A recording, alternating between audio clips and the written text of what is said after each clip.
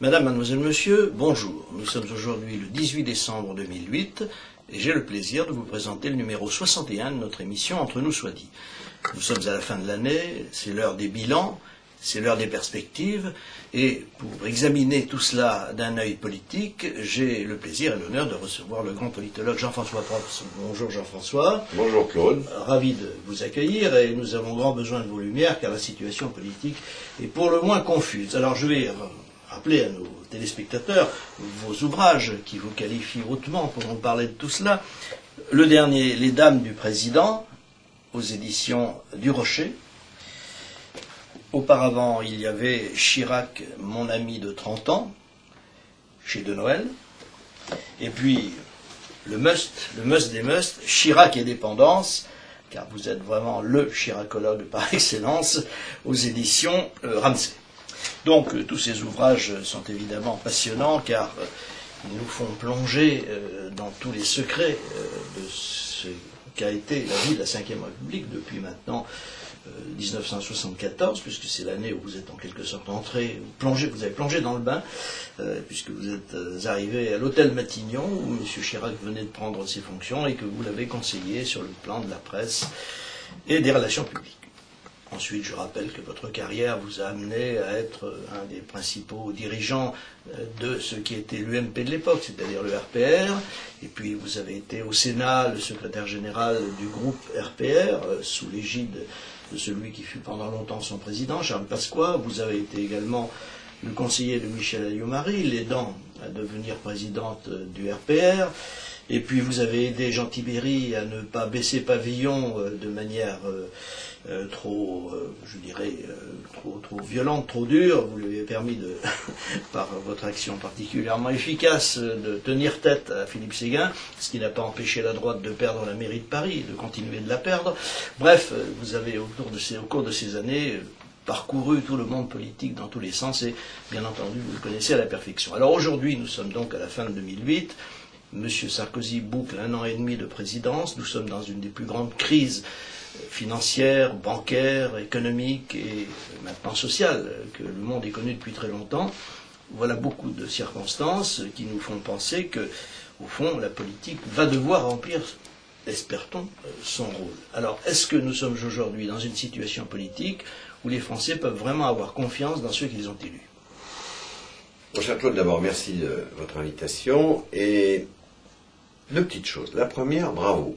Parce que le maire de Paris, qui nous a battus en 2001, aussi bien Philippe Séguin que Jean Tibéry, Bertrand Delanoë, vient de décorer Paris en bleu partout sur les Champs-Élysées. J'y vois là la pression de la Révolution bleue et votre influence, et je m'en réjouis en vous présentant pour votre famille et nos téléspectateurs aussi des bons vœux de Noël et de fin d'année. Nous reparlerons de l'année 2009. Pour l'année 2008, j'ajouterai au portrait élogieux que vous venez de faire de moi que j'ai également été maire de Bois-Colombes et conseiller régional d'Île-de-France, et que, en parallèle de ce que je faisais au Sénat, notamment dans les cabinets ministériels de Matignon, du Quai d'Orsay, ça fait 40 ans. En 2009, ça fera 40 ans que je m'occupe aussi d'Afrique, d'Africaines, d'Africains, d'écoles, de dispensaires, d'hôpitaux. Je reçois beaucoup d'Africains ici à Paris, je vais en Afrique. Et donc j'essaye d'avoir une vision également un peu géopolitique, avec des perspectives aussi chinoises. J'ai visité la Chine il n'y a pas si longtemps, je connais bien les États-Unis. Donc j'essaye aussi, puisqu'on nous parle sans arrêt de mondialisation, comme si elle ne concernait que la France, la mondialisation, elle concerne tout le monde. Et notamment nos frères et sœurs les plus pauvres d'Afrique. Donc j'essaye d'avoir une vision un peu claire des événements. Alors il y a beaucoup plus grave que ce qui se passe pour le portefeuille des margoulins boursiers. Il y a les guerres. Et il y en a une au Congo-Kivu qui est très grave, avec 1 million de déplacés et des milliers de morts par semaine. Le Darfour est également un lieu dont on ne s'occupe plus beaucoup, puisque M. Kouchner semble plus être sur le front de l'anti-Ramayad que sur le front de l'humanitaire et des droits de l'homme réels dans le monde. Et puis nous avons eu les événements en Thaïlande, En Inde, avec les perspectives de conflits armés entre le Pakistan et l'Inde, qui sont deux puissances nucléaires, grâce à nous les Occidentaux, et à notre sagacité. Il y a bien sûr l'imbroglio afghan avec les ramifications de tous les djihads du monde, qui soient Al-Qaïda ou autres, les Lascars qui auraient fait l'opération de Bombay sont des gens qui sont prêts à tuer, assassiner au nom de Allah. Et puis, nous venons d'avoir en Europe des émeutes en Grèce à la suite de l'assassinat qui n'est pas qu'une bavure, qui est quand même le fruit d'une tension, d'une violence terrible entre la police, c'est-à-dire le pouvoir d'un État régalien, et les jeunes gens qui sont comme en France, dans la débine, la désespérance, le désespoir, pas de stage, pas de job, pas de CDD, CDI, appelons ça comme on veut, la fameuse génération des 600 € en Grèce, mais que nous avons en Italie, que nous avons en Espagne, et que bien sûr en France, nous avons encore aujourd'hui d'ailleurs, malgré la reculade ou le tango périgourdin que vient de danser M. Xavier Darcos avec un pas en avant et deux pas en arrière, les jeunes gens des collèges et des écoles font le blocus. Pas loin de votre beau studio, au lycée Montaigne, qui est un grand lycée parisien aux abords du parc du Luxembourg, aujourd'hui, les lycéens empêchent les collégiens d'entrer. Alors, il suffirait d'une étincelle et nous aurions le même type de révolte, d'émeute en France, à Paris et dans les grandes villes. Et pas seulement dans les quartiers qu'on appelait avant défavorisés, qu'autrefois on osait appeler banlieue, que maintenant on appelle quartier populaire, de façon à donner raison à Monsieur le Président Sarkozy, qui, candidat à la présidence de la République, voulait nettoyer au Karcher, du moins, de cette racaille qui aurait existé dans les quartiers populaires. Alors par la suite, il y a eu un peu de démagogie, un peu de populisme, de façon à piper les voix de Jean-Marie Le Pen, et puis quelques nominations dont on parlera tout à l'heure, dont j'ai parlé dans Les Dames du Président, Madame Iad, Madame Dati, Madame Amara. Mais là, maintenant, on est dans la crise. On n'est plus dans l'habillage qu'on peut faire avec quelques potiches dans une vitrine pour flatter ce qu'on appelle les minorités visibles. Et même les récentes déclarations du président de la République ne me paraissent pas suffisamment rassurantes. Bien sûr, il faut s'ouvrir plus sur le monde, commercer plus avec le monde, vendre plus de produits français dans le monde, accueillir plus d'étrangers pour travailler chez nous. Mais quand vous voyez que même dans un restaurant comme la Tour d'Argent, vous avez 7 immigrés sans papier, vous vous dites que quelque chose ne fonctionne pas en France. Et j'en viens maintenant au fond de votre question, mon cher Claude Reichmann. Crise économique, crise financière, malheur social. Et au-delà de ce qu'on peut penser, je pense que maintenant nous avons une pathologie mentale mauvaise chez tous les Français, jeunes ou moins jeunes, même ceux qui ont une relative sécurité. Les retraités d'aujourd'hui, enfin ceux qui ont 70 ans aujourd'hui et qui vont bénéficier des 30 glorieuses ou de leur cotisation pendant les 30 merdeuses, eux, ils vont continuer jusqu'à leur mort de vivre à peu près rien. Mais ils ont même peur en ce moment. À condition que le régime de retraite ne s'effondre pas. Ils ont même peur qu'il y ait un effondrement des produits de santé et des produits d'assurance en général. Parce que voulez-vous, quand un homme ou une femme objectif et un peu éduqué comprend que les margoulins de la spéculation financière ont pu engendrer soit des casinos, des jeux de casinos tellement hasardeux qu'on en parvient à la faillite de Lehman Brothers. Je ne sais pas si les gens comprennent ce que ça veut dire la faillite de Lehman Brothers. Mon propre père a travaillé 50 ans à la Banque Lazare. Je pense que s'il apprenait aujourd'hui que la banque prestigieuse de New York, Londres, Paris, dans laquelle il travaillait sérieusement pendant 50 ans s'effondrait, je pense qu'il aurait une attaque cardiaque. Quand on pense également que dans cette carambouille, cavalerie de M. Madoff, même des gens très riches et très intelligents viennent de se faire plumer, comme le metteur en scène Spielberg ou d'autres, on se dit que quelque chose ne va pas dans le royaume de terre, et que pour le moment, ce n'est pas le royaume du ciel qui peut nous sauver. Ni le Dieu d'Allah, les musulmans, ni celui des juifs, ni même le mien, celui des chrétiens, qu'on va acclamer à Noël en espérant qu'il y ait la paix sur terre pour les hommes de bonne volonté. Moi, je crois j'aimerais bien qu'on soit dans un système d'avant-paix, mais j'ai plutôt l'impression que nous sommes déjà dans la guerre. On n'est même plus dans l'avant-guerre. Je parlais du continent africain que je connais bien tout à l'heure, avec des conflits qui sont quand même d'une gravité colossale, avec des intervenants qui ne sont pas seulement des Hutus contre les Tutsis. Vous avez à l'est du Congo des Israéliens, des Coréens, des Indiens, des Chinois, des Américains, des Européens, et pas seulement des Belges de l'ancien Congo belge. Dans nos anciennes colonies françaises, dans des pays qui devraient être prospères grâce au pétrole, le Congo, le président Sassou devrait décréter l'amnistie de façon à ce qu'en juin prochain, il y ait des élections normales. Malheureusement, je crains qu'il y ait d'ici peu des conflits armés. Au Gabon, pays du président Bongo, 1 million d'habitants seulement, beaucoup de pétrole, ça devrait être la petite Suisse de l'Afrique centrale. L'année, comme on dit en Afrique, est blanche. Pour nos téléspectateurs, ça veut dire que les enfants n'ont pas été à l'école. Et qu'au bout de l'année, ils n'auront ni diplôme, ni instruction. Bon. Et j'en reviens à notre vieille Europe. Il s'est quand même passé, au mois d'août, quelque chose de gravissime.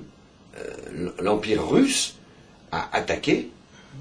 Peut-être d'ailleurs que les Américains et les Occidentaux n'avaient pas été très prudents avec le président géorgien en l'armant de façon inconsidérée. En tout cas, ça a été quasiment le diktat du super tsar Poutine et de son adjoint Medvedev, et ils ont rendu indépendant et annexé à la Russie, c'est l'Anschluss, l'Abkhazie et l'Ossétie du Sud. Et d'ailleurs, je crois comprendre que les stratèges de la Grande Russie envisagent des choses un peu analogues dans les zones russophones d'Ukraine, c'est-à-dire en Crimée, là où la flotte russe est à Sébastopol, et peut-être même ailleurs, dans les pays baltes. Alors, attention. Oui, permettez-moi de vous interrompre une seconde à ce sujet. Cela me fait penser quelque chose, je crois l'avoir déjà dit à nos téléspectateurs, mais je vais le rappeler.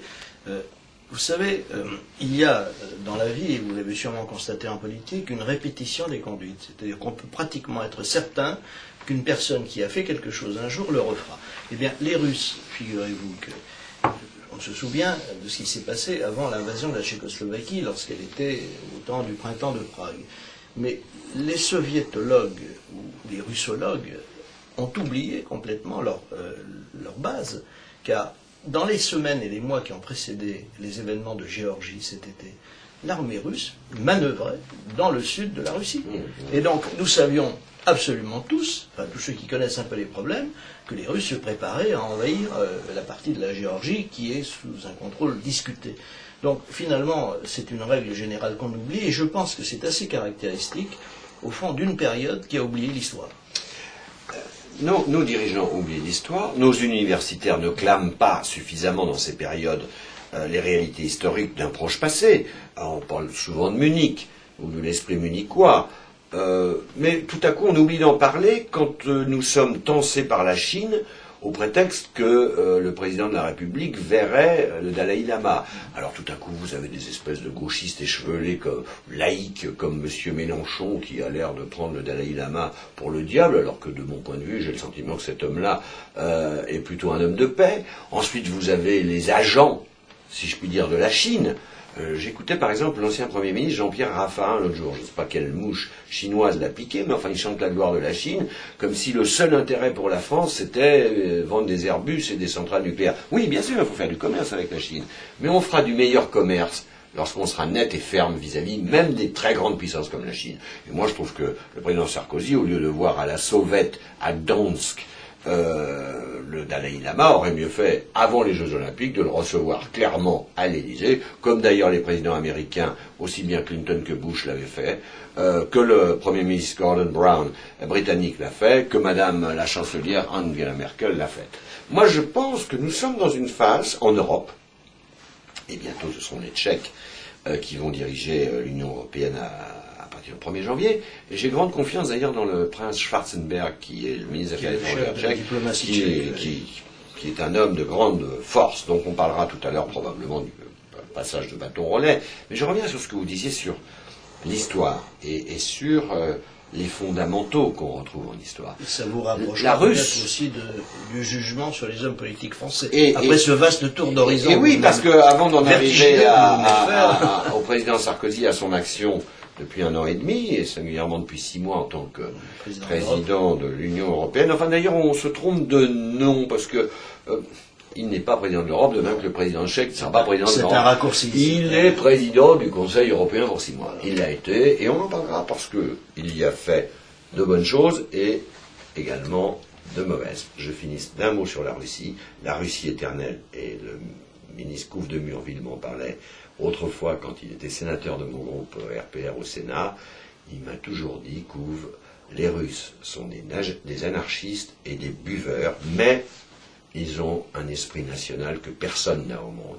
Et effectivement, dans cette période, Poutine a bien compris que les Américains étaient dans des complications en Irak, en Afghanistan, dans la campagne électorale McCain-Obama, etc., et que Bush, même s'il avait armé, même si l'OTAN ne bougerait pas plus que Chamberlain et Daladier. Quant à la France et l'Europe des 27 autour d'elle et de son Kaiser Sarkozy, elle a fait des gesticulations.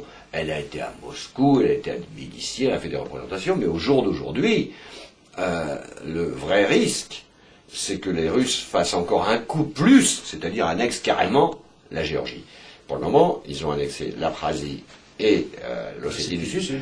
Et attendons-nous, je ne suis pas Geneviève Tabouy, mais attendons-nous à voir ou à savoir que dans les pays baltes, et surtout en Ukraine, en Crimée, si M. Poutine refaisait le même coup, je suis sûr malheureusement que compte tenu de notre mauvaise situation dans l'Europe occidentale et particulièrement en France, nous ne bougerions pas beaucoup. Alors, d'un mot, maintenant, les hommes politiques français. La gauche, qui vient de nous donner un spectacle digne de la 4e République, on peut faire un bon mot, c'est la 4e Empire. Guy Mollet, Mitterrand, Maurice Faure, Edgar Faure, et Félix Gaillard et je ne sais quoi, nous avons de nouveau, avec en plus le facteur Besancenot, et puis Mélenchon, sa nouvelle gauche, et puis un parti communiste éclaté maintenant entre Mme Buffet, M. Hu et une nouvelle jeunesse communiste. Mais nous avons surtout le spectacle extravagant, outre les frasques de M. Strauss-Kahn à Washington, à la tête du FMI, Mme Royal, Mme Aubry, et probablement d'autres courants en interne. Ce qui fait qu'avec un peu de chance, M. Sarkozy peut se retrouver en 2012 au second tour uniquement face à M. Besancenot, comme M. Chirac avait eu la chance, si je puis dire, de se retrouver face à M. Le Pen au deuxième tour de M. 2002. Oui, il avait fait 82,5%, et malheureusement il n'avait pas tiré la bonne conclusion qui eût été de fabriquer un gouvernement autre que celui de Raffarin et faire un gouvernement de large union nationale. Mais tournons-nous vers le présent et surtout le futur. Oh, il y a deux forces autour de l'UMP qui ne sont pas nulles. François Bayrou et Marielle de Sarnez existent, mais ils sont un peu seuls tous les deux à la tête d'un modem qui me paraît assez déplumé. Même si ceux qui ont quitté le modem pour rejoindre Sarkozy et faire le nouveau centre se trouvent eux aussi fort dépourvus, puisqu'ils sont un peu ennuyés face à tous les textes dont nous allons parler tout à l'heure, l'audiovisuel, le travail du dimanche, etc. Et puis au flanc droit de M. Bertrand, UMP, de Védian, Sarkozy, il y a quand même Nicolas Dupont-Aignan qui existe avec une droite classique qu'on aurait dit souverainiste avant, qu'on dit encore gaulliste aujourd'hui. Je ne sais pas si Villiers ou Le Pen renaîtront un peu de leur cendre, parce qu'il va y avoir les élections européennes. Mais là, au milieu, il y a l'UMP. Et la vraie préoccupation pour moi aujourd'hui, c'est ça. Parce que bien sûr que le quinquennat a engendré une sorte de régime présidentiel nouveau, avec des députés qui ne sont même plus des godillots, ils sont à la botte. Mais comme toujours, dans une petite armada un peu mexicaine à la botte, il y a quand même une cinquantaine de francs-tireurs qui ne veulent de rien de ce que veut le président. Fillon m'avait donné quelques espoirs au début, parce qu'il avait l'air de voir qu'il y avait la crise, qu'il y avait une nécessité. Il avait dit les caisses sont vides, la France est en faillite. Et tout à coup, les Français se disent, mais qu'est-ce qu'on nous fait? On trouve plein d'argent pour les banques, on trouve plein d'argent pour les assurances, on va donner un petit peu de 26 milliards que le nouveau ministre de Védjian va dispenser, et nous, les braves gens, on est dans la panade. Alors François Fillon, petit à petit, il s'est éteint. Petit à petit, il est devenu, comme l'avait appelé son patron, le collaborateur du président Sarkozy. Et puis quelques ministres s'agitent. Un coup c'est M. Woerth, mais que voulez-vous qu'il dise? Il y a 80 milliards de déficit budgétaire. Un coup c'est Mme Lagarde. Bon, elle parle l'anglais, elle va dans les sommets internationaux, mais enfin la France ne peut pas donner des leçons de vertu financière aux autres. Nous avons 1000 milliards d'endettement. Je parlerai tout à l'heure du moindre d'entre eux, qui paraît-il nous est venu de la gauche, mais enfin à gauche il n'avait jamais été élu, c'était M. Kouchner. Lui aussi, il fait de la représentation médiatique ou de l'agitation. Cette semaine c'était contre Madame Ramayad. Un coup d'avance, il était en désaccord avec Sarkozy quand Sarkozy, voilà un an, recevait Kadhafi à Paris. Aurait-on imaginé à d'autres époques qu'Ouf de Murville séchait un dîner de l'Élysée organisé par le président de Gaulle, ou Hubert Védrine séchait un dîner de l'Élysée organisé par le président Mitterrand. M. Kouchner avait mieux à faire ce jour-là quand Kadhafi plantait sa tente à l'hôtel Marigny. Donc c'était déjà le début du désordre. Moi je crois que le président Sarkozy est dans une phase où, comme le chantait Elvis Presley, « It's now or never ». Je m'explique, mon cher Claude. Mais vous avez sûrement d'autres questions à me poser. Oui, alors précisément, on est arrivé, j'allais dire, au cœur de notre sujet d'aujourd'hui. Je vous remercie d'avoir dressé ce tableau planétaire, parce que il ne faudrait quand même pas que nous, Français, nous imaginions que tout tourne autour des quelques lieux centraux de Paris où résident les détenteurs du pouvoir. Nous sommes effectivement dans un système totalement mondial, où l'information est mondiale aussi, il ne faut pas l'oublier. Et donc, tout ce qui peut se décider en France doit évidemment tenir le plus grand compte de ce qui se passe ailleurs. Mais il n'empêche que ce que cette crise a pu enseigner à ceux qui ne le savaient pas, c'est que les solutions, malgré la mondialisation, restent nationales. C'est-à-dire que si on ne fait pas le ménage chez soi, eh bien, on n'a aucune chance de profiter ni d'un courant positif mondial, ni d'éviter, évidemment, tous les effets négatifs d'une crise comme celle que nous vivons actuellement. Si bien que la question que je vous posais d'entrée de jeu et à laquelle nous allons maintenant répondre, vous allez répondre, est-ce que nous sommes armés, nous, Français, pour faire ce qui est de notre ressort, en France, ici et maintenant, comme on dit, ou bien est-ce que la France va, à un moment ou à un autre, devoir, en quelque sorte, se retrouver sans gouvernement, comme il semble bien que nous vivions maintenant les prémices de cette situation? Mon cher Claude Reichmann, ma réponse, elle sera tout d'abord historique. Si nous faiblissons devant le totalitarisme, et il y a beaucoup de totalitarisme dans ce monde aujourd'hui, qu'il soit financier, industriel, la Chine, l'Inde, la débâcle financière des banques américaines, etc. Si nous faiblissons devant le totalitarisme, si en gros nous refaisons Munich, l'abandon de nos amis tchèques, la ligne Maginot, je disais tout à l'heure Chamberlain et Daladier, alors il ne faudra pas s'étonner d'être envahi plus que par le doute et la misère, mais par des affres bien pires. Quand je disais tout à l'heure, c'est maintenant ou jamais, ainsi que le chantait The King, c'est que le président Sarkozy, contrairement à Giscard, Mitterrand, Chirac, pour la première fois, il est confronté à « il faut que je réussisse ou je meurs le dos au mur ». Il faut d'abord, je partage tout à fait votre avis et je la crois très gaullienne, en tout cas d'effervescence gaulliste. Il faut d'abord que la nation trouve enfin son sursaut. Et ça fait des années qu'elle ne l'a pas trouvé. Parce que depuis Giscard, on a été de faiblesse en gadget, qu'on retrouve d'ailleurs dans des actions sarkoziennes en ce moment. Sous Mitterrand, cohabitation ou pas, gauche dure ou gauche rocardienne, on a été dans des accommodements, toujours donné, toujours s'endetter, toujours flatté. Même si Mitterrand, laissons-lui ça, sur le plan géopolitique international, avait quand même une capacité à dire des choses fortes, notamment, souvenez-vous de son discours au Bundestag, où il a défendu l'installation des missiles américains. Parce que nous retrouvons aujourd'hui, par exemple, le même problème chez les voisins russes, chez lesquels Poutine ne veut pas de bouclier de l'OTAN. Mais revenons à la nation française. Je crois que le tout premier début, c'est de faire ce qui n'a pas été fait depuis 1 an et demi, c'est nettoyer les écuries de GIAS. Quand on dit diminuer les dépenses pour diminuer les charges, il faut le faire. Or, on ne le fait pas. On ne fait que parler. On fait de des effets d'annonce. Le président est ici et annonce chez ArcelorMittal qu'il y aura de l'emploi. Le président est là et annonce. Et puis il n'y a rien. Donc le peuple se désespère. Parce que toutes les promesses ne sont pas tenues. Pour la bonne raison qu'il n'y a pas d'argent. Et même quand on annonce qu'on va mettre 26 milliards, ou qu'on va soutenir telle banque, ou qu'on va étatiser, pour ne pas dire nationaliser, telle société ou telle entreprise, ou qu'on va abandonner la sotte idée de la privatisation de la Poste, tout ça cafouille, bégaye, et en définitive, personne ne tranche dans le vif. La force du général de Gaulle en 58, c'est qu'il avait ramené la confiance, pas seulement par sa personne, pas seulement par la constitution de la Ve République, ou par quelques thèmes comme l'indépendance nationale, l'unité de la nation, et surtout la recherche, le développement, tout ce qui a fait après, le transatlantique France, le Concorde, le TGV, des grands travaux, le déménagement des Halles. Aujourd'hui, quels sont les travaux du président Sarkozy? Quels sont les grands travaux lancés depuis 1 an et demi? Là, il y a un effet d'annonce. Tout à coup, on a peur, donc on dit on va faire de l'investissement.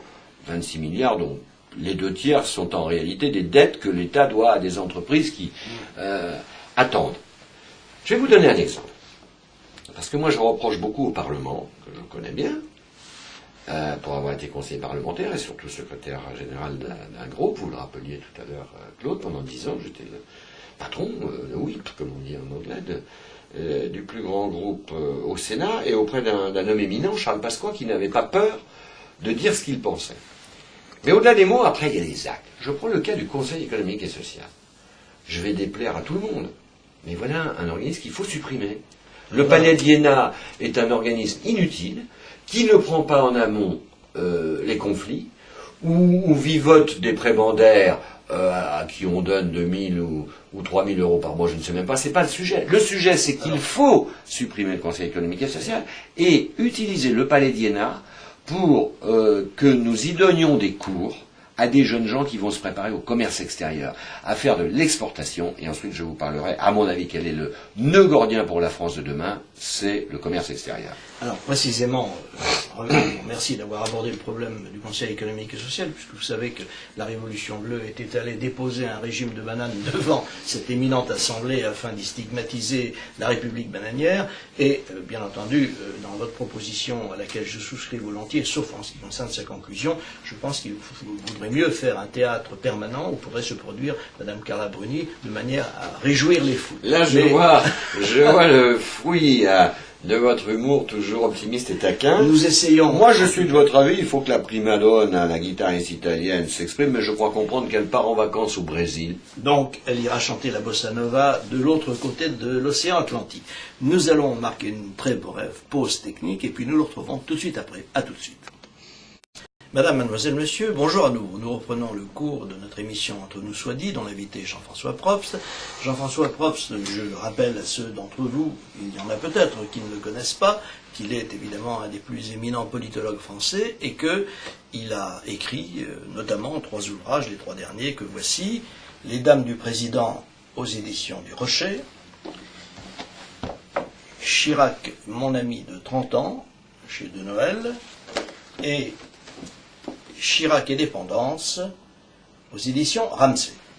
Alors nous avons au cours de cette première partie, Jean-François, évoqué l'environnement général de la France, rappelé l'un et l'autre qu'il n'est pas de solution vraiment durable si elle n'a pas une base nationale, parce que, qu'on le veuille ou non, les nations continuent d'exister, il y a 189 pays, je crois, au monde, et chacun de ces pays, bien entendu, baigne dans la mondialisation, mais en même temps doit régler ses problèmes chez lui. Nous, en France, nous avons toute une série de problèmes très graves. Vous avez rappelé qu'on nous annonce 80 milliards de déficit de l'État tout seul, apparemment. Il semble que les déficits sociaux ne soient pas inclus dans ce chiffre. Nous l'avons appris ce matin. Nous avons par ailleurs des déficits et une dette extérieure qui va dépasser bientôt les 1300 milliards d'euros. Nous avons 900 milliards de dettes concernant les retraites de nos fonctionnaires. Enfin, bref, on s'y perd à un point tel d'ailleurs que plus personne ne peut vraiment mesurer, avec les dernières mesures de garantie des banques, etc., à quel niveau nous serons d'endettement et de quasi-faillite. Alors, dans ce contexte général, qu'il faut bien dire est très préoccupant, nous avons 2 soucis. Premier souci, bien entendu, c'est qui va vraiment s'occuper de réduire ces déficits et ces dettes. Vous l'avez rappelé tout à l'heure, le gouvernement, au cours de l'année et demie qui vient de s'écouler, n'a rien fait de tel. Deuxièmement, face aux troubles sociaux qui immanquablement vont se produire, parce que les gens sont en grande difficulté et vont l'être de plus en plus, qui va avoir l'assise nécessaire pour réunir, normalement c'est le président de la République, c'est à lui qu'incombe cette tâche, mais va-t-il être capable de réunir la nation autour d'un sursaut? Voilà de graves questions à laquelle j'aimerais que vous répondiez. Je vais tenter d'être non pas optimiste, ni même réaliste, je vais tenter surtout d'être clair. Il y a 4 responsables qui peuvent jouer un rôle déterminant dès le début du mois de janvier.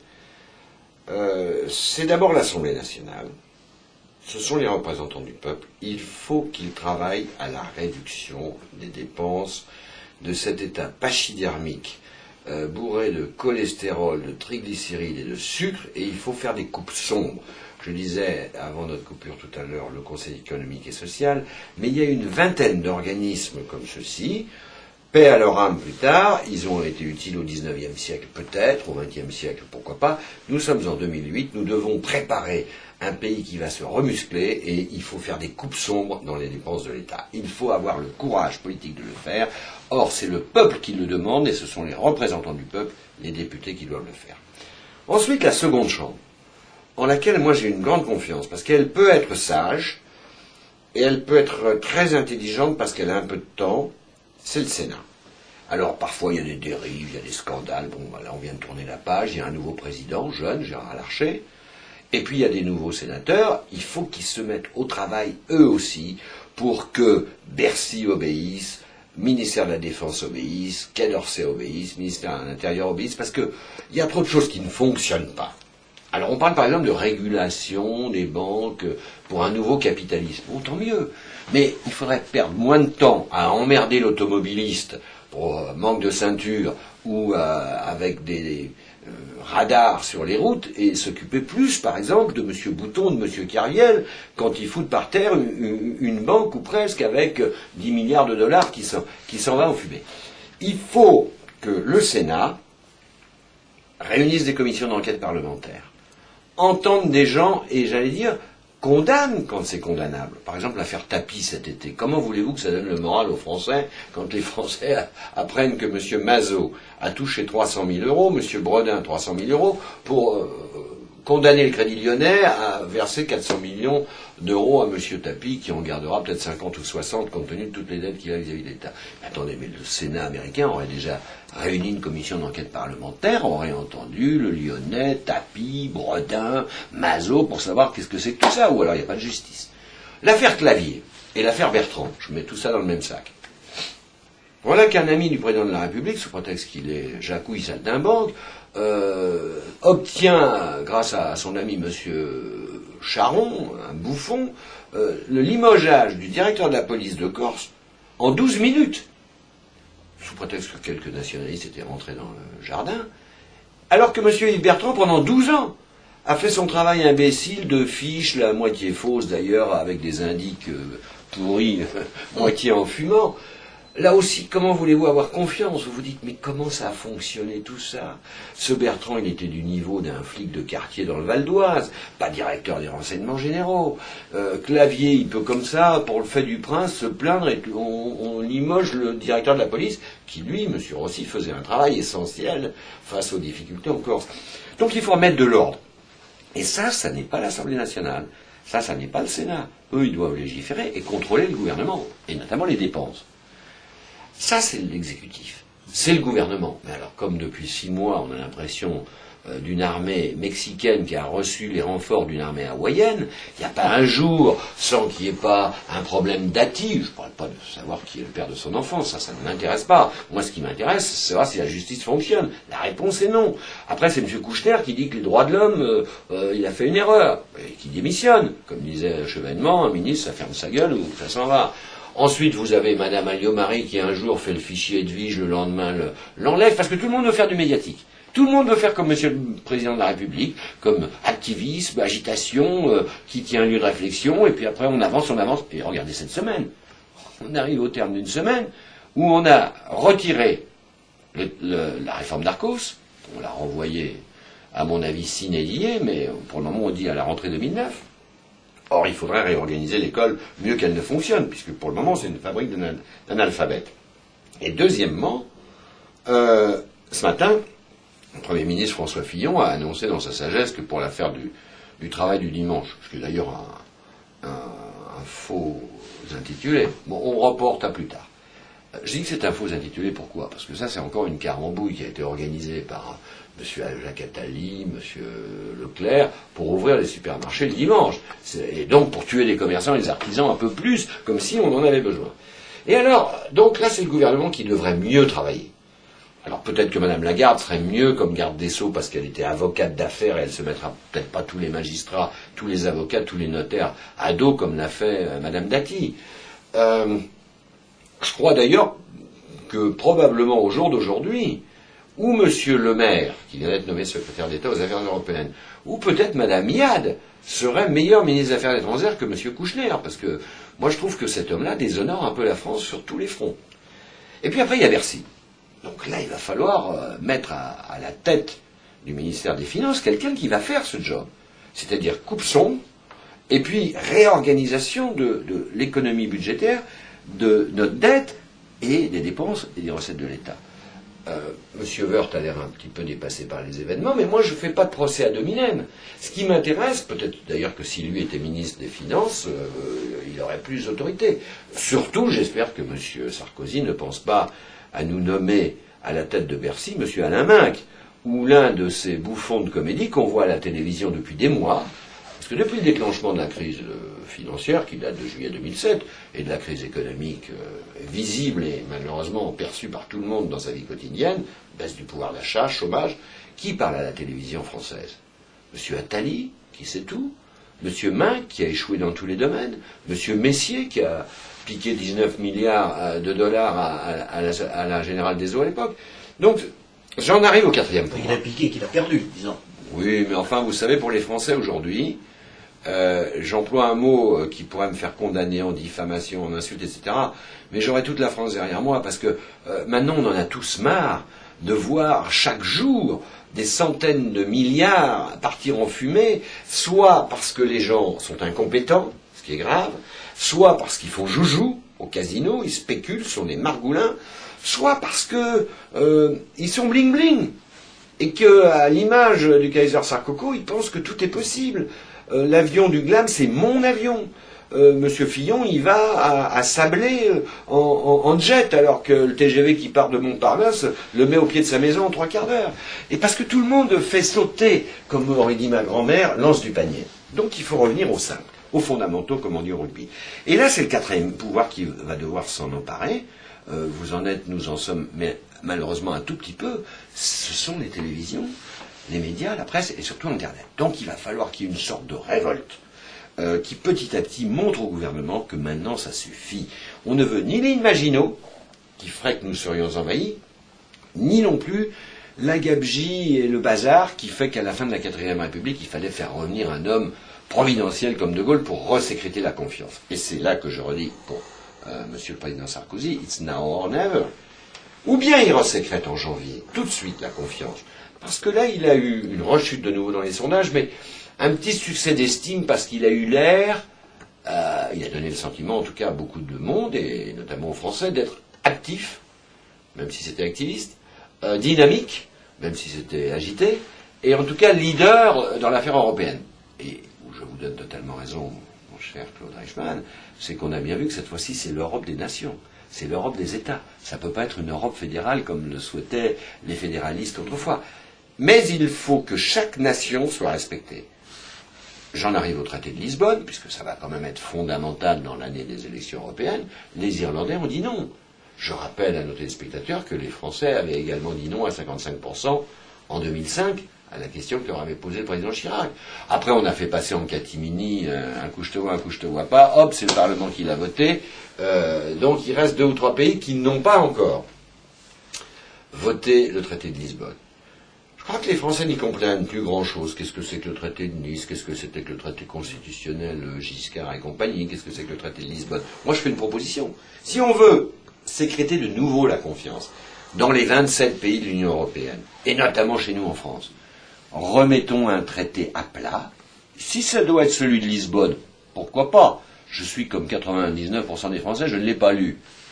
Si les experts me disent qu'il est bien, alors présentons-le au peuple, mais à tous les peuples des 27, le même jour et par référendum. Alors je vous garantis le résultat, ce traité ne verra jamais le jour, comme il est d'ailleurs probable qu'il ne voit pas le jour, compte tenu du fait que les Irlandais vont être appelés à revoter, qu'il est fort probable, sauf une très importante concession, qu'ils revoteront non. Enfin bref, toute une série d'événements vont se dérouler qui rendent ce traité d'ores et déjà... Eh bien, reculons. Alors reculons. Mais reculons d'ailleurs. Regardez, après tout, regardez Darcos avec son tango périgourdin, après tout, il vaut mieux qu'il recule plutôt qu'on ait des morts dans les rues. Regardez cette histoire de travail du dimanche, puisque, au fond, l'essentiel, c'est quand même de ne pas tuer quelques commerçants, artisans de centre-ville supplémentaires. Moi, que de temps en temps, alors je crois que là, il y avait déjà 5 jours d'ouverture possibles. Oui, il est question de les porter à 8, et même si oui, M. Fillon a dit juste... Tout ça, c'est un vacarme médiatique. Oui. Qui fait que M. Fillon n'est pas d'accord avec l'ancien Premier ministre, M. de Villepin, qui ce matin a dit qu'il ne faudrait pas qu'il y ait qu'à qu'il faut qu'on.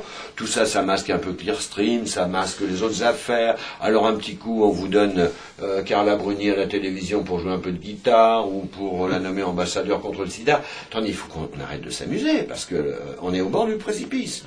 Alors précisément, on est au bord du précipice, et est-ce que vous pensez, ce que vous venez de dire me semble...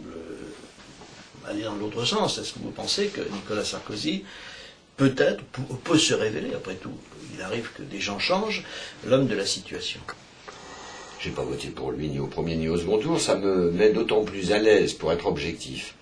Ma réponse est peut-être que oui, et comme je n'aime pas être normand, je me dis qu'il faudrait que ce soit sûrement oui.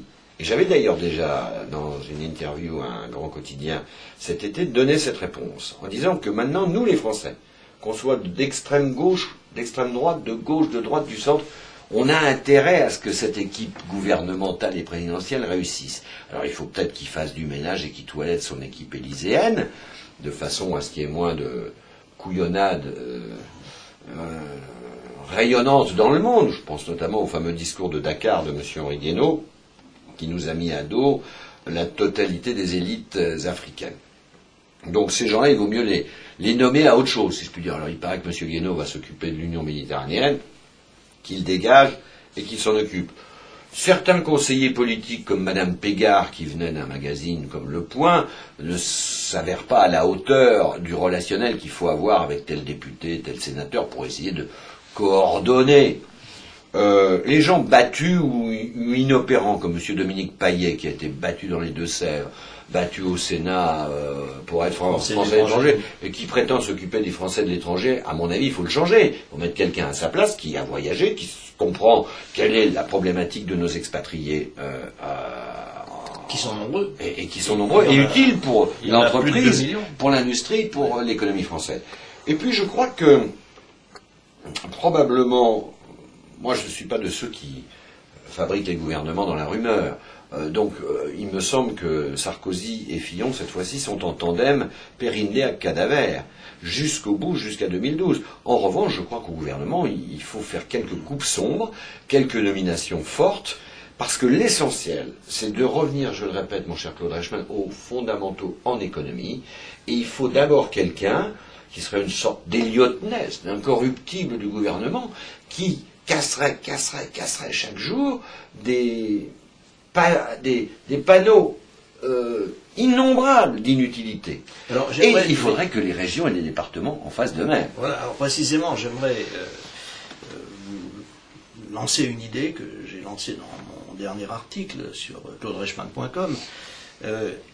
Nicolas Sarkozy a gagné l'élection présidentielle en butinant un petit peu, en respirant l'air du temps et en transformant, d'une manière habile d'ailleurs, en une sorte de programme plutôt vague que précis, mais qui a réussi à le porter à l'Élysée. Et aujourd'hui, j'ai le sentiment qu'il faudrait qu'il s'inspire à nouveau de cette méthode, qu'il adopte à nouveau cette méthode, et qui, comme je l'ai dit dans l'article, nous rappelle la chanson « C'est l'amour qui flotte dans l'air à la ronde ». Eh bien, il y a des tas d'idées qui flottent dans l'air à la ronde actuellement, et notamment sur Internet, vous le rappeliez tout à l'heure, c'est un formidable bain d'expression, et un grand vent également de liberté. Il faudrait que Nicolas Sarkozy et son équipe, si équipe il y a, se disent mais nous n'avons pas finalement fait vraiment la part belle aux idées qui sont nécessaires. Donc il devrait en quelque sorte se remettre au travail, et de ce point de vue-là, je suis assez inquiet, parce que les deux personnages principaux qui l'inspirent, l'un pour les affaires sociales, M. Soubi, l'autre pour la politique, la grande politique, M. Guénaud, sont tous les deux des personnages qui datent énormément. Non, ce sont des hommes du passé. Moi, je les ai connus. J'ai connu Soubi chez Chirac en 74, et Guénaud, avec Jean Tibéry, on lui a fait mordre la poussière à 5 ou 7% dans le 5e en 2001. Non, je reviens aux ministres responsables devant l'Assemblée nationale et devant le Parlement et devant les Français. Et au travers de la télévision, eux en mesure de dire ce qu'ils veulent faire et ce qu'ils vont faire, ce que le président de la République et le Premier ministre leur ont demandé de faire. Moi, je crois qu'il va y avoir dans l'immédiat 2 postes ministériels essentiels. Alors vous me direz, oui, la défense et l'intérieur. Non, ceux-là, bon, ce sont des ministères régaliens. Classique. Oui, il faudrait changer M. Morin, qui n'a pas l'air très compétent. Surtout depuis l'affaire de mois d'août en Afghanistan, on a senti que le pauvre garçon patouillait un peu. Il suffit pas d'avoir trahi Bayrou pour rentrer chez Sarkozy pour devenir général en chef. Quant à Michel Alliot-Marie, je crois que cette fois-ci, elle est fatiguée. Donc il faudrait un ministre de l'Intérieur, et moi, si c'est Hortefeux, parce que c'est un ami du président, ça me gêne pas. Giscard avait son Pognat, Mitterrand avait son Gaston Defferre, Balladur avait son Pasqua, je sais même plus qui était le ministre de l'Intérieur de Chirac, Villepin, je crois, non Oui. Sarkozy, vous voyez, on peut donc nommer quelqu'un. Mais tous les deux, les deux portefeuilles ministériels qui, de mon point de vue, seraient essentiels dans les 6 mois qui viennent. Il y en a un dont on ne parle jamais, malheureusement, qui est pour le moment tenu par une femme. Moi, je m'y verrais très bien, vous voyez. Ah, bah, voilà une information. C'est le ministère du Commerce extérieur. Parce que l'Allemagne est en train de nous battre partout. Là où nous devrions être bons, en Amérique du Sud, en Afrique, en Asie, avec des VRP. C'est pour ça que je redis ma proposition que le Palais d'Iéna devienne une grande école de formation des élites du commerce extérieur, avec des jeunes qui parleraient 5 langues. Le français, leur langue régionale de leur mère, le basque, le corse, le breton, l'alsacien, l'anglais, l'espagnol, et une des autres essentielles dans ce monde aujourd'hui, l'arabe ou le chinois. 5 langues. Ensuite, Madame Irak, elle est gentille, mais c'est la fille du sénateur Collin, elle a fait un peu député centriste, elle a fait un peu RATP, un peu SNCF. Non, là, il faut pas de l'à peu près. Là, il faut un combattant, comme il y avait autrefois Norbert Segard sous Giscard Chirac, qui allait nous vendre pas seulement des centrales nucléaires et des avions d'assaut. Après tout, que Dassault vende ses avions tout seul. Il est sénateur, il a du temps. Et son fils est député, il a du temps. Mais ce qui m'intéresse, moi, c'est que quelqu'un aille aider les PME, les TPE françaises à aller vendre du produit ou du service. Et je voudrais que le ministre des Affaires étrangères, enfin le prochain, parce que j'espère que nous n'allons pas garder ce faquin de M. Kouchner, oblige par exemple les ambassadeurs à rouler dans des voitures françaises. J'aimerais aussi que M. le maire de Paris oblige les adjoints à la mairie de Paris à rouler dans d'autres voitures que dans des Ford. Alors, Deuxième portefeuille, et je finis là-dessus. Alors justement, c'était ce que j'allais vous demander. Deuxième portefeuille, et je finis là-dessus. Je crois que contrairement à ce qu'a dit M. Kouchner, nous devrions avoir rattaché à M. le Premier ministre quasiment un ministre d'État chargé des droits de l'homme. Mais pas des droits de l'homme en Chine, au Zimbabwe, et Dieu sait que ça va mal chez ce fou de Mugabe, mais ici en France, qu'on interdise l'excision en France, qu'on protège le droit des femmes en France, qu'on protège le droit des salariés en France, parce que dans l'affaire des sans-papiers, c'est pas seulement une histoire du ministère de l'Intérieur, c'est une histoire humaine, et la France doit rester une terre d'accueil, une terre d'asile, mais à condition que les gens qui y viennent y apportent du travail et de la richesse, et non pas pomper les allocations, les mairies. Je voyais une émission à la télévision l'autre jour avec une brave malienne qui se trouve fille-mère avec 5 ou 6 enfants, pas d'hommes, et elle pense que ça ne peut être que la mairie, les aides sociales, la CMU. Non, ça c'est plus possible, il faut oser le dire. Monsieur le ministre, futur du ministre du commerce Commerce extérieur, je vais vous faire une proposition, et naturellement nous mettrons ensuite un nom ou des noms sur la fonction que je vais proposer. Vous vous souvenez certainement, sous la 4ème République, parce que vous êtes aussi historien, qu'il y avait un comité qui s'appelait le comité de la hache. Tout à fait. À quoi était-il À quoi servait-il? À couper dans les dépenses. Eh bien, moi, je suggère que l'on fasse un ministre de la hache. Ce ministre travaillerait bien entendu en étroite liaison avec le président de la République. C'est constitutionnel, c'est comme ça que ça doit être. Il faut-il que le président de la République en soit d'accord? Et quelle serait précisément la fonction de ce ministre? C'est de couper toutes les dépenses qui empêchent notre commerce extérieur de gagner des marchés. Et là, nous aurions effectivement une nouvelle équipe Mais gouvernementale. ça, c'est un des aspects des choses, Claude. Bien sûr, il faut baisser les charges des entreprises et les handicaps administratifs qui Et les empêchent dépenses d'exporter. publiques en Mais général. franchement, je fréquente beaucoup les Africains. Le marché qu'il y a au sud, c'est 1 milliard d'habitants. C'est pas le petit Gabon, 1 million, ou le petit Congo-Brazzaville, 3 millions. C'est 1 milliard, 53 pays. Les Allemands vendent du matériel, comme on aurait dit à l'époque de la Première Guerre mondiale, de la camelote. Mais ils vendent aussi des Mercedes, des BMW, mais des machines-outils, mais des brosses à dents, mais des balais. Les Chinois, n'en parlons pas, les Indiens également. Qu'est-ce qui fait que nous n'ayons pas des VRP, des voyageurs de commerce, comme ils sillonnaient autrefois la France en couchant à l'hôtel du commerce en face de la gare? Qu'est-ce qui fait que nous n'avons pas, nous, toute cette masse de vendeurs qui va dehors? C'est pas seulement à cause du prix de nos produits, c'est parce que c'est notre mental. C'est cette espèce de dépression nerveuse que la France a en ce moment. Et il faudrait un président du comité de l'H, un homme comme vous, qui boum boum boum, objectivement, sans injustice, dire attendez, ce fonctionnaire-là, ce paquet de 1000 fonctionnaires-là, il ne sert plus à rien là. Je prends un exemple que le comité de l'H aurait réglé. Le siège de Météo France, au coin de l'avenue Rapp et à côté du musée des Arts Premiers, un des fonciers terrains de Paris les plus chers. Là, vous avez des braves gens qui nous annoncent la pluie quand il y aura le beau temps, etc., ou la neige. Bon, je ne veux pas tous les licencier. Loin de moi l'envie de faire du mal à des fonctionnaires. Mais les mêmes peuvent travailler dans des conditions meilleures, physiques, matérielles, peut-être plus proches d'un aéroport, comme Roissy, peut-être d'ailleurs en province, genre Dax, Béziers, enfin des villes qui perdent des emplois en ce moment, parce que Valeo s'en va, parce que Ford s'en va, etc. Et puis là, faire de l'immobilier, et pas forcément du grand standing, mais puisque vous avez parmi les étudiants qui cherchent un endroit où habiter, vous avez aussi des gens qui ont 28, 29 ans, mariés, post-docteurs, mais ils ne peuvent pas habiter dans Paris.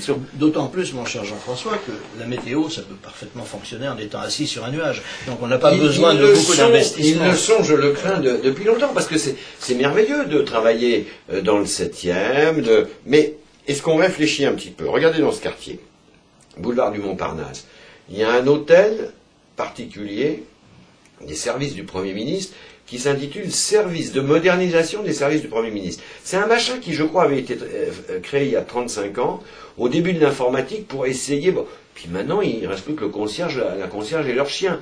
Alors il m'a semblé qu'ils ont entrepris quelques travaux. Mais il faut dégraisser. Alors, à ce propos, nous allons terminer l'émission, j'aimerais quand même vous donner à réfléchir sur un événement très important qui s'est passé il y a quelques années dans le journal Le Monde, alors il y a longtemps déjà. Un jour, il y a eu une météo mondiale, comme tous les jours. Et figurez-vous, mon cher Jean-François, que partout, il faisait 9 degrés et qu'il pleuvait. Dans tous les lieux du monde. Ça, c'est ce qu'on appelle l'unanimisme. Donc c'était en fait une panne informatique, mais enfin, c'est quand même assez amusant. Pour terminer sur une note un peu plus sérieuse, de temps en temps, il faut se divertir malgré tout, car les circonstances sont assez graves pour qu'on n'ait pas besoin d'en rajouter. Donc, au cours de cette émission, vous nous avez fait un certain nombre de critiques, à mon avis très fondées, des propositions très intéressantes, et notamment celles qui consistent à durcir notre commerce extérieur de manière, et ceux qui peuvent le promouvoir. Mais je pense quand même que ces grands changements, vous avez vécu quand même beaucoup de grands changements politiques au cours de cette période. Mais est-ce que vous croyez finalement que ce grand brassage qui est nécessaire peut survenir sans qu'il y ait d'une manière ou d'une autre un clash? Alors il y a deux possibilités. Il peut y avoir un grave clash avec des centaines de morts. Ou il peut y avoir une prise de conscience par le président de la République, moi je suis démocrate, il a été élu, il est là, à condition qu'il ne fasse pas la bêtise de croire que ouvrir la sphère gouvernementale aux autres, c'est faire revenir de mauvais fantômes comme Jack Lang ou Claude Allègre qui ne croient pas au réchauffement de la planète. Il faut prendre des gens sérieux. Et surtout, il faut prendre... je ne suis pas jeuniste, Vous voyez, je m'auto-nommais ministre du Commerce extérieur, et je vais avoir 60 ans. Mais c'est parce que j'ai la conviction que je sais voyager, je parle des langues, et je sais me comporter avec des acheteurs éventuels. Et faire rentrer surtout des vendeurs français. Le MITI, puisque les Japonais nous ont donné la solution en cas de crise pour avoir le sursaut commercial pour aller vendre dehors. Ou les Allemands nous le montrent, nous le démontrent. On les prend toujours pour des gros balourds, etc. Mais enfin, leur VRP font du commerce. Donc je crois qu'il faut d'abord la volonté. Je pense que Sarkozy l'a. Le dynamisme, ça c'est la seule chose avec l'intelligence qu'on ne puisse pas lui enlever. Par conséquent, moi j'offre des vœux de Noël et de bonne année à la prima donna et au Kaiser Sarkoko, parce qu'il faut qu'il réussisse. Si jamais il ne réussit pas, nous allons tous périr. Eh bien, merci Jean-François de ces vues si lumineuses. Merci de votre conclusion que je partage entièrement. Il faut qu'on réussisse, car sinon ce sera dramatique. Madame, mademoiselle, monsieur, merci de nous avoir écoutés. Gardez courage. Tant qu'il y a de la vie, il y a de l'espoir. À bientôt. Vive la France.